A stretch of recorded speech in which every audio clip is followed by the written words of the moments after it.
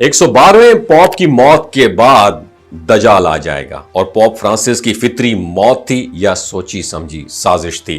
اور عیسائی عقیدے کی صدیوں پہلے کی گئی پریڈکشن کیا پوری ہو گئی ہے یا نہیں؟ اور 2027 سے دنیا کی تباہی کا آغاز ہو جائے گا یا نہیں ہوگا؟ کیا پوپ فرانسس کی موت سے قیامت کا آغاز ہو گیا یا نہیں ہو گیا؟ جانیے آج کی اس ویڈیو میں سب کچھ، جڑے رہیے اس ویڈیو کے آخر تک۔ روم کے عظیم مذہبی پیشوا پوپ فرانسس اس دنیا فانی سے رخصت ہو گئے، لیکن ان کی وفات صرف خبر نہیں بلکہ ایک ایسی کہانی ہے جس میں تاریخ، پریڈکشنز اور قیامت کے آثار پوشیدہ ہیں۔ ایک ایسا وقت جب دنیا کے بزرگ مذہبی رہنما کا رخصت ہونا ایسے وقت میں دنیا کے لیے ایک سنجیدہ میسج بن گیا ہے۔ پوپ فرانسس وہ شخصیت ہیں جنہوں نے نہ صرف عیسائیت کا پیغام پھیلایا بلکہ دنیا میں ہونے والی ناانصافیوں کے خلاف بھی آواز بلند کی۔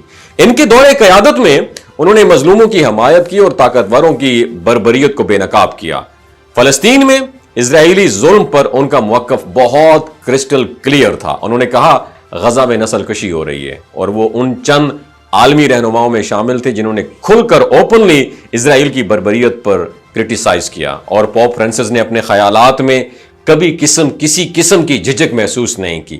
وہ مظلوموں کے حق میں کھڑے ہوئے، یہی بات انہیں دنیا بھر میں ایک منفرد مقام دیتی ہے، لیکن ان کی وفات محض ایک حادثہ نہیں سمجھی جا رہی۔ پوری دنیا میں اس کے بعد ایک ہلچل سی مچ گئی ہے، کئی سوالات اور ڈاؤٹس پیدا ہو رہے ہیں۔ اور حیرت انگیز بات پتہ کیا ہے؟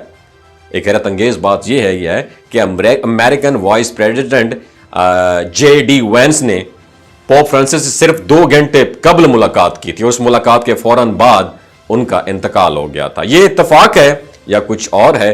کیا یہ واقعی کسی عالمی سازش کا حصہ ہو سکتا ہے؟ یہ سوالات اب لوگوں کے ذہنوں میں سرکولیٹ کر رہے ہیں۔ اس کے علاوہ اس واقعے کو ایک قدیم پریڈکشن سے بھی کنیکٹ کیا جا رہا ہے جو 12ویں صدی میں سینٹ میلکی نے کی تھی۔ اس پریڈکشن میں کہا گیا تھا کہ دنیا میں صرف کتنے پوپ آئیں گے؟ 112 پوپ آئیں گے، اور آخری پوپ کے بعد دنیا انتشار، افراتفری اور تباہی کا شکار ہو جائے گی۔ اور دلچسپ بات پتہ کیا ہے؟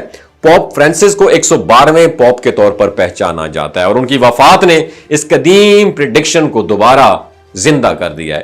The question is that کیا ہم اس پریڈکشن کے مطابق قیامت کے قریب آ چکے ہیں، یا ہم ایک ایسے دور میں داخل ہو چکے ہیں جسے انسانی تاریخ کا آخری دور سمجھا جائے گا؟ اور آج کے عالمی حالات پر نظر ڈالیں تو دنیا میں ہر طرف افراتفری اور بدامنی کی لہر دوڑ رہی ہے۔ مشرق وسطیٰ کی جنگیں ختم ہونے کا نام ہی نہیں لے رہی ہیں۔ ایران اور اسرائیل کے درمیان کشیدگی اپنی پیک پر ہے، غزہ میں بمباری کا سلسلہ جاری ہے، اور یورپ میں سیاسی انتشار اور اقتصادی زوال ہر دن بدن بڑھتا جا رہا ہے۔ ایک طرف امریکہ اور چین کی جنگ کا منظر ہے، دوسری طرف پوری دنیا کے ممالک یا تو ایک طرف کھڑے ہو رہے ہیں یا پھر جغرافیائی سیاست کی گہرائیوں میں ڈوب رہے ہیں۔ یہ سب کچھ ایک بڑے طوفان کا بیش خیمہ محسوس ہوتا ہے، اور 2027 تک دنیا کے لیے بڑی تبدیلیوں کا ایک انڈیکیشن اندیا دے رہا ہے۔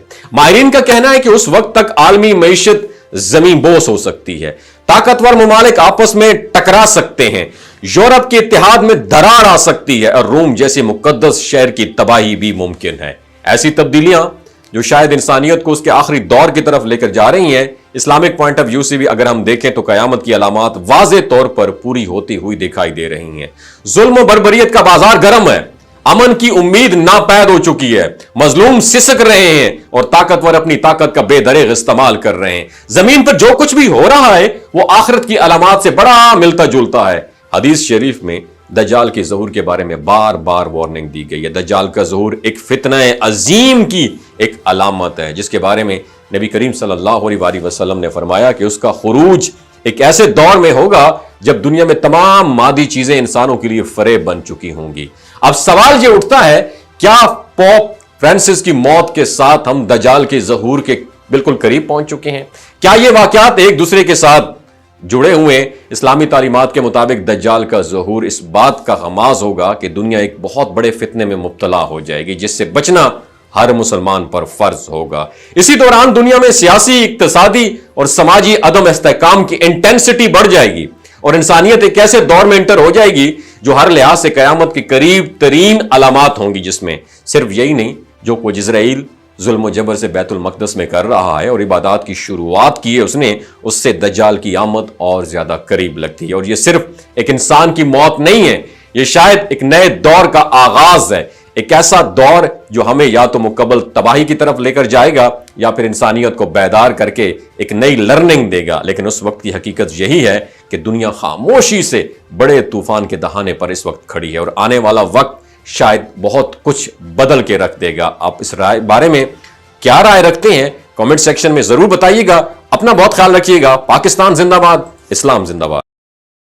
یہ جو گلگت بلتستان کے لوگ ہوتے ہیں نا، ان کی ایوریج عمر 90 سال سے بھی زیادہ ہوتی ہے۔ You know why? کیونکہ یہ لوگ شلجیت استعمال کرتے ہیں۔ شلجیت کے اندر 85 منرلز ہوتے ہیں۔ اگر آپ چیزوں کو جلدی بھول جاتے ہیں، مردانہ کمزوری محسوس کرتے ہیں، اولاد جیسی نعمت سے محروم ہیں، اور آپ سپرم کاؤنٹ آپ کے کم ہیں، ٹیسٹوسٹیرون ہارمون امبیلنس ہے، آپ سدا بہار جوان نظر آنا چاہتے ہیں، خون کی کمی کو دور کرنا چاہتے ہیں، ہڈیوں جوڑوں کے دردوں سے نجات حاصل کرنا چاہتے ہیں، موٹاپا کم کرنا چاہتے ہیں، تو ڈاکٹر اسد محمود کی پیور اینڈ نیچرل شلجیت ضرور استعمال کریں۔ ایک بات آپ نے دماغ کی کھڑکیوں کو کھول کے اپنی سننی ہے، ہمیشہ آرگینک اور قدرتی چیزوں کا استعمال کریں، کیمیکل والے فوڈ سپلیمنٹ خدا رہا استعمال نہیں کرنے۔ اگر آپ ڈاکٹر اسد محمود کی پیور اینڈ نیچرل شلجیت کو آرڈر کرنا چاہتے ہیں، نیچے دیے گئے نمبر پر واٹس ایپ کریں۔